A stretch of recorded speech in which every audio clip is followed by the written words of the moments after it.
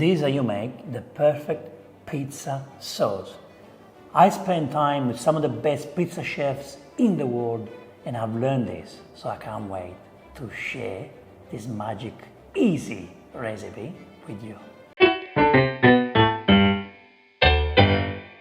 You need 3 ingredients. Top quality peeled tomatoes. If you can use San Marzano tomatoes, the best. Otherwise, just use Italian peeled tomatoes. Salt, as much as you like. I would say every small can of peeled tomatoes, 1 teaspoon of salt. Basil, fresh basil, okay? So important. You wanna use oregano? Great, go for it. You wanna put raw garlic?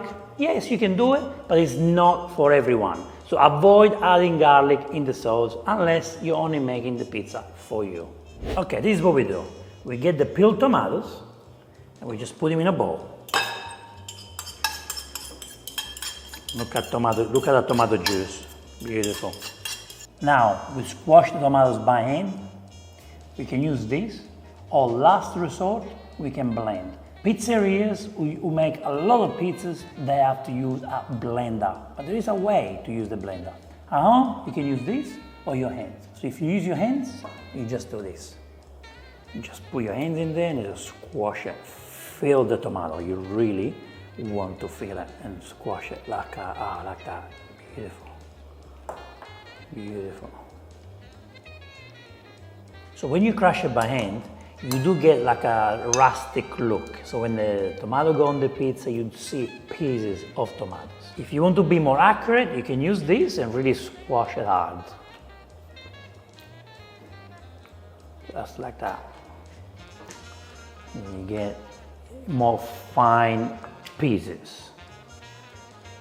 By doing that, look the tomato we have. We have a fine tomato pulp, I would say. It's like a pulp of tomatoes. And this is very nice for the pizza. Very, very nice. This is what you probably find when you go to top quality pizzerias. A nice crushed tomato like that. What restaurants do, but you can also do at home, is to use a hand blender. But you have to be gentle. You don't want to work it out too much. You just want to be gentle with your tomatoes. So now we gently want to do that. Be gentle with the blender, because if you break the seeds, you add bitterness to your sauce. Don't blend it for too long. I still want to see crushed tomatoes, okay? I don't want to have a passata. I still want to see some kind of crushed tomatoes. All right, to me, it's ready. So come and have a look. We gently crushed the tomatoes, but as you can see, it's more runny, the sauce, but you still see pieces of tomato. See what I mean? See what I mean? That's what I'm talking about. I still want that. This is a reminder of freshness. When you see these on a pizza, you know the pizza is fresh, it's done with top quality ingredients. And of course, for a pizzeria to do this, it's a big effort.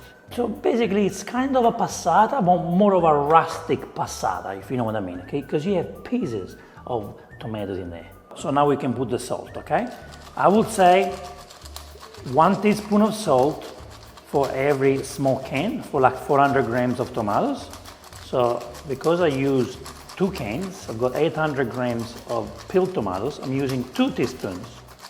But you can put less or more, it's really up to you, as much as you like. And now we break the basil on top. So when I use the basil, I like to break basil just like that. I try to use small leaves, they can go in. The bigger ones, we just break them. And now we mix the basil with the tomatoes. Now, why do we put basil now? It's because the basil will add lots of flavors to the tomatoes, okay? You still need to put basil on the pizza. You can still put a few leaves on the pizza when you're about to cook it. But this basil is so important because the tomato will really add more flavors. The basil will help you to take the pizza sauce to the next level. Those flavors that the basil cannot release in the 2 minutes that you put it in the oven. So the basil really needs to give flavors to your sauce. This is how simple it is to make a pizza sauce. What do we do now? You can use it straight away on the pizza, or what you can do, leave it at room temperature.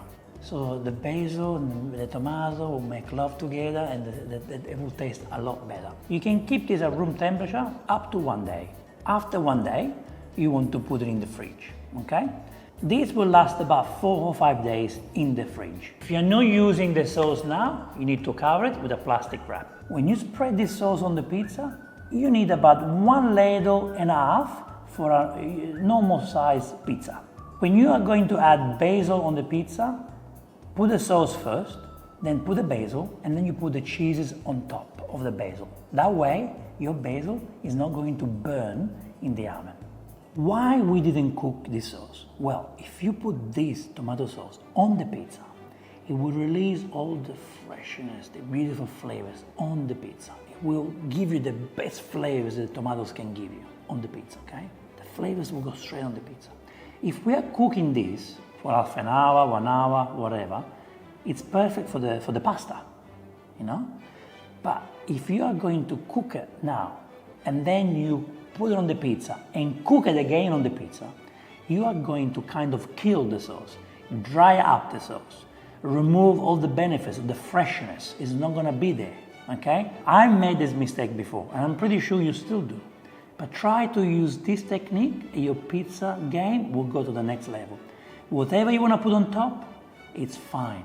But this is the important base for any pizzas. Freshness. This is freshness, simplicity. It's something that every pizza deserves. Try this and you will thank me forever. The trick is to make the sauce simple so it will emphasize the toppings, the ingredients that you put on the pizza. Stop buying the already made pizza sauces from the can or the jar. You don't need that. Buy peeled tomatoes and do it yourself. I hope you enjoyed. Please let me know what you've learned today.